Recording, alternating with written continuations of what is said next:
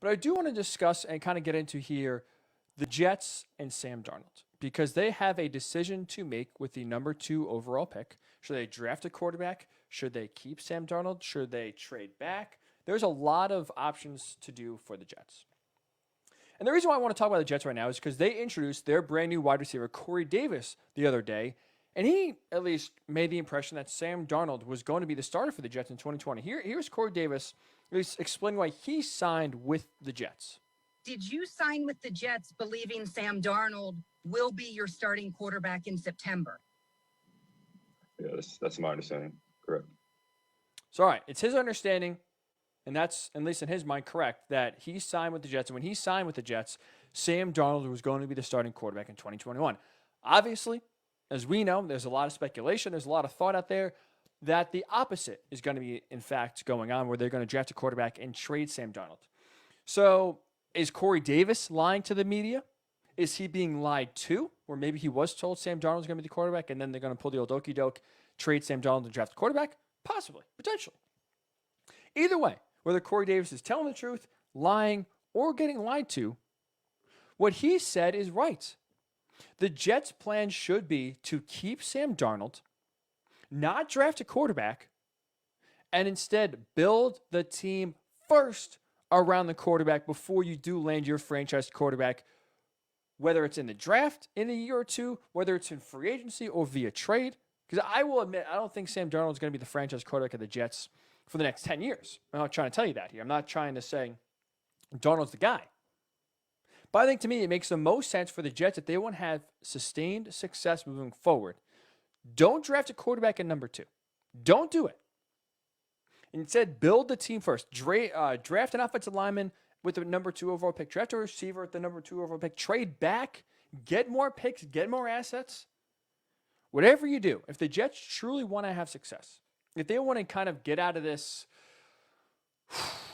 what we'll say, 50-year rut, 60-year rut outside of a few good years, that first step is doing the smart thing, keeping Sam Darnold for at least another year or two, and not drafting a quarterback at 2. Because honestly, if they draft a quarterback, and it looks like, if that's going to be the case, it looks like at least early reports are going to be, it's Zach Wilson. If they draft Zach Wilson number 2, to me, he will be a disaster.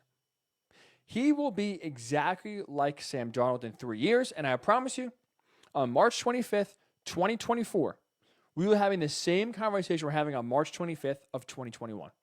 Zach Wilson's not the guy. He stinks. We got to draft someone else when the Jets inevitably are drafting in the top 5. So how can I sit here, again, on March 25th, say a guy's already going to be a bust, say a guy's already going to stink in Zach Wilson, when he hasn't taken an NFL snap, when he hasn't fit into the system, we haven't even seen how he looks with the new Jets offense. Well, I'll tell you why he's going to stink already if the Jets draft the quarterback at number 2, because the team around him stinks. You are who you surround. Oh, I'm sorry. I totally butchered that. So I stink.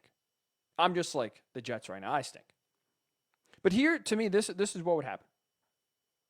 I like this quote. Quote, who you surround yourself with is who you become. Well, the Jets so far, if they draft Zach Wilson, would surround him with trash. Therefore, Zach Wilson would be trash. I don't think that's going on a limb. I don't think it's a hot take at all. I think that's truly what's going to happen.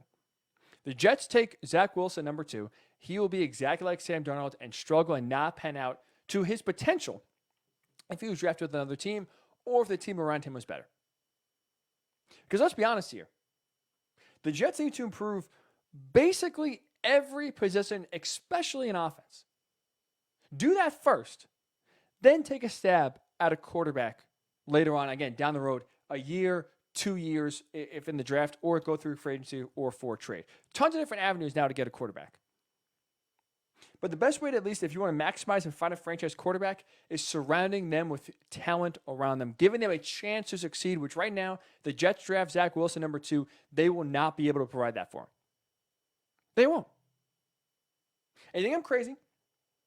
Think I'm just being a hater? You think I'm wrong? Let me show you some evidence of why I believe building the team up first, giving your rookie quarterback talent around him, actually behooves you and actually is the right move to do. So let's look at right now, right? Let's talk about as I try to unplug my computer, I saw moving the stream all around. My apologies.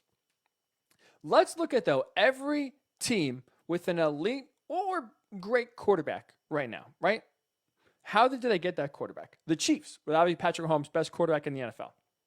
Well, the year that they traded up in 2017 to get Patrick Mahomes, they were a playoff team the year before.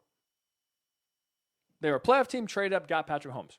Had talent on the roster already, infiltrated him with that, and that way he was able to come in and hit the ground running his rookie year after sitting out a year, or his second year on the team. Texans, same thing. They were a playoff team in 2017, traded up, had talent on the roster to put around Deshaun Watson. That's why he came and hit the ground running. The Packers, go back to 2005. They had Brett Favre. They had a successful team around him. They drafted Aaron Rodgers late in the first round. As you know, he sat for forever. But there was talent around Aaron Rodgers when he finally hit the field. The Seahawks, when they took Russell Wilson and got lucky with Russell Wilson, we'll say, because they didn't know what they were getting when they drafted him in the third round. They had some skill players on offense. They had an elite level defense already. So there was pieces around Russell Wilson for him to where he didn't have to do too much. He didn't have to put the entire team on his shoulders like he's doing now in Seattle in order for them to have success. The Baltimore Ravens, when they drafted Lamar Jackson in 2018, they traded back up in the first round, took him with the last pick in the first round. They were 9-7 in 2017. Again, didn't make the playoffs, but had a winning record, meaning they had talent on the team to surround Lamar Jackson with. The Bills, a playoff team in 2017, traded on up to get Josh Allen, put talent around him, and already had talent on the roster, competent talent on the roster to surround him with. And as we know, that's been a growing theme, and he has grown in that offense in part because the skills positions on the receivers, the running backs, the offensive line, they've all gotten better as Josh Allen has grown. As we know, that led to a breakout 2020 season. Even the Chargers this past year, when they took Justin Herbert with the 6th overall pick, they didn't have to trade up, right? They were 6, they were there. But they still had talent to surround Justin Herbert with. They had Keenan Allen. They had Mike Williams. They had Hunter Henry. They had Austin Eckler. They had a serviceable offensive line. So all these teams I listed, the Chiefs, the Texans, the Packers, the Seahawks, the Ravens, the Bills, the Chargers, all teams right now with good to great to elite quarterback play, all essentially did the same thing when they got their quarterback. Had talent around them to surround the young quarterback with, so they hit the ground running when they started playing. They all had pieces that allowed their quarterback to succeed, didn't force them to basically come in and be the hero. Hey, you're drafted number 2. We got nothing around you, no line to block for you, no receivers to throw the ball to, no running back to hand the ball off to. Go out there and make a miracle, kid. Go out there and win us a few games. That's not sustainable. And that's what the Jets would be doing if they draft Zach Wilson with the number 2 overall pick. And what do the Jets have? What can they put around Zach Wilson right now? There are so many holes offensively that they are not close to contending for the playoffs. They're not even close to insulating their young quarterback with competent pieces to allow him to succeed. The wide receivers aren't special. Corey Davis, okay. I think he was a nice fit in Tennessee. I'm a little concerned now with Corey Davis coming in being the number 1 option that he will have the success he had last year in Tennessee. He's been a guy who was taken a little too high in the draft. Remember, everyone was like, whoa, I believe it was number 5 in the draft when the Titans took him. Big surprise he was taken so early. Hasn't really lived up to the expectations. So now, kind of throwing him into the fire, if you will, in New York, having him be the number 1 option, I'm skeptical that he'll be a reliable option. Denzel Mims I like, but he can't stay on the field. He's injury prone. The running backs think, I know you just got Tevin Coleman very recently, and he'll be the number 1 running back. Am I looking at the Jets with Tevin Coleman as the number 1 running back as a legitimate threat? No. And their offensive line outside of Mekhi Becton, it's not great. We saw Sam Darnold running for his life. You have a franchise left tackle there in Becton. You got nothing else. So 4 to the 5 offensive linemen can be replaceable. The running backs stink. The wide receivers really aren't special, aren't anything that are going to elevate the play of a young quarterback like Zach Wilson. So to me, the philosophy, the strategy of drafting a young quarterback first before any sort of semblance of team is in place and then trying to build around the young quarterback, that is a losing strategy. All these teams I just listed before, the Chiefs, the Bills, the Ravens, the Seahawks, those are winning organizations. They know what it takes to win. They know how to put players in positions to succeed, which again, you hear me say a lot on this show. Honestly, I'm sorry, I kind of make myself sick at times with how many times I repeat myself. We're talking about putting players in positions to succeed. But I wouldn't be saying it so much if every team did so. It is so much easier said than done that we don't see that happen. Look at Sam Darnold. Can honestly anyone with a straight face say he was put in a position to succeed in his 3 years here in New York? Absolutely not. Absolutely not. He only had one option to fail. Most quarterbacks that are doing that are failing. Patrick Mahomes, I'm sorry, if he was in the position of Sam Darnold, is not Patrick Mahomes. He's not.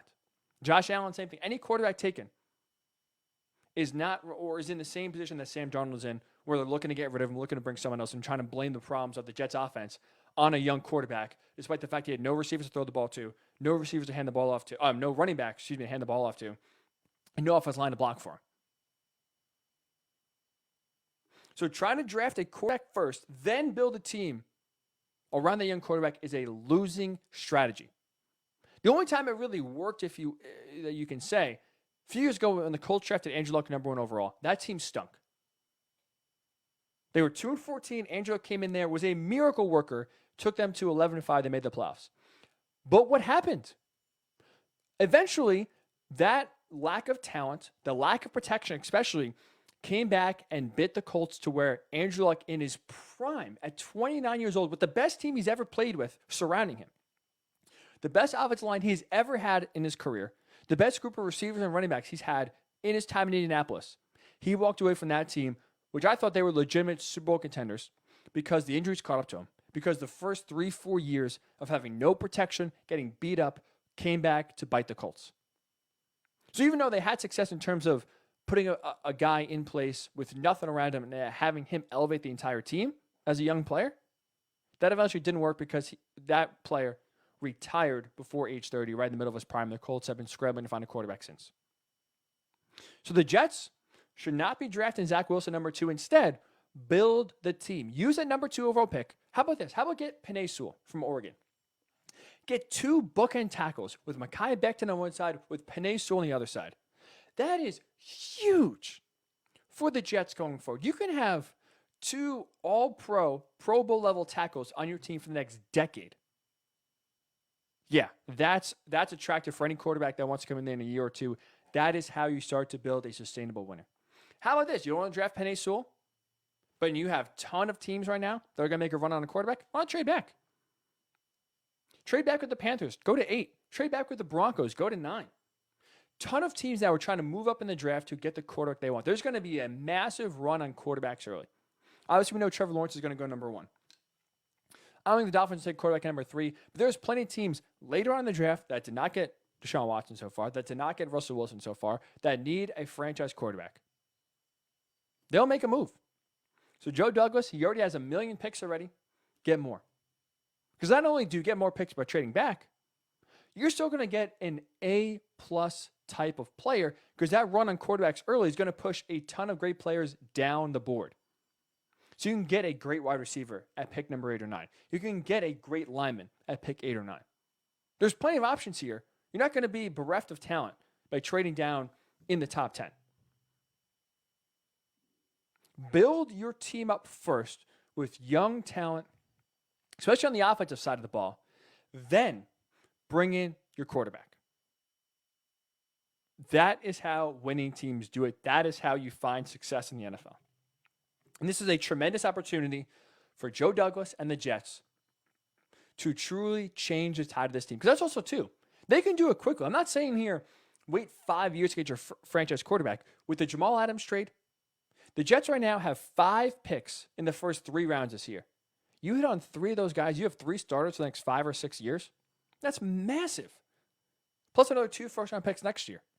So you have a ton of ammo early on here in the next 2 years in the draft to get talent on the offense, get talent on this team, and then if you need to next year trade up, or in 2 years trade up, you have the assets to do so to get your guy.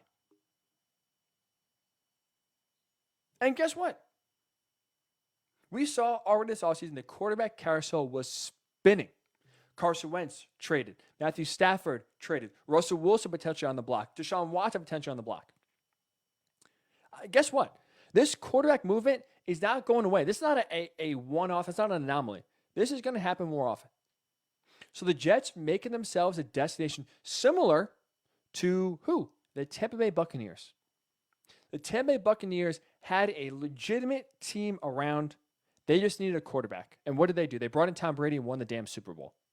They had great wide receivers, a great offensive line, solid enough running backs, a great defense, to where they made themselves attractive for a guy like Tom Brady to leave New England, go to Tampa Bay of all places, a historically losing franchise. He goes there and wins the Super Bowl in the first year. Now, I mean, you look at the team. I mean, arguably, there's conversation about is this Tom Brady's best team he's ever played with? The Tampa Bay Buccaneers.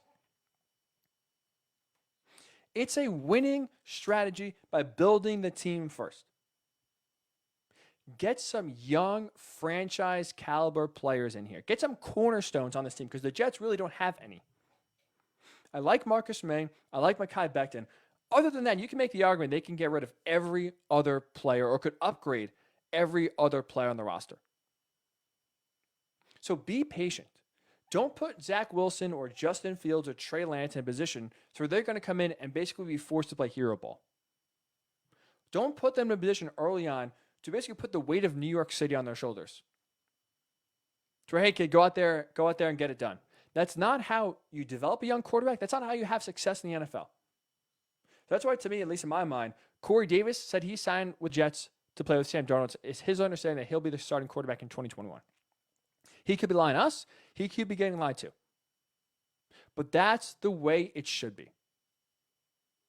Keep Sam Darnold for 2021. Let him take some more, bumps and bruises. Let him kind of work out the growing pains. Let the Jets try to find some talent and offense to put around, and then go get your young quarterback next year. Go get your young quarterback in 2 years. Go maybe make a trade if Russell Wilson doesn't get traded this year. Go make a trade for him next year.